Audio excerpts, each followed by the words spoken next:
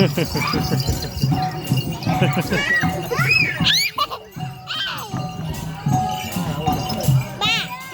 con kêu ông chàng gại á, con muốn tán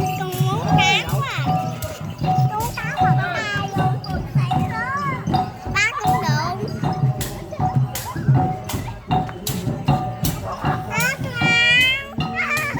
Con ong rồi.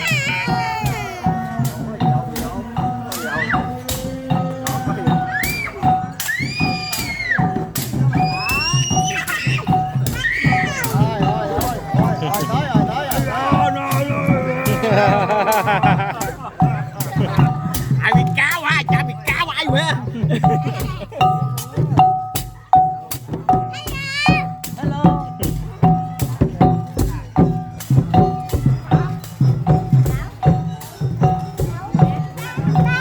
Ồ, cà sữa.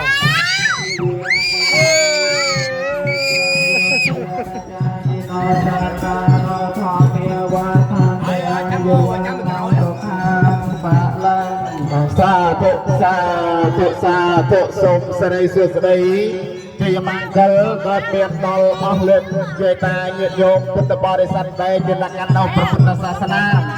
รูปแต่บัวระบบประสามาสังบุญประกาคืออายุวันละสุขะบรรละพร้อมแดงสมบัติทั้งหลายใบประกาคือสมบัติมนุษย์สมบัติเทพดาสมบัติไทยคลาโพลคือพระนเบียนทรงอนุโมทนี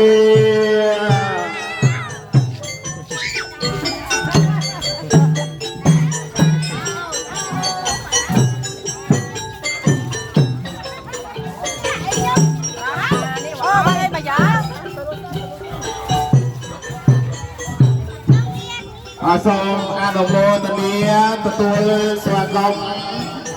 ទេវតាឆ្នាំថ្មីត្រង់ព្រះនាមថារក្សាសាទេវីយាងចុះមកដើម្បីរក្សានៅមនុស្សលោកក្នុងឆ្នាំមមេអត្តស័កនេះហើយដូច្នេះហើយគណៈកម្មការព្រមទាំងប្រសំបាន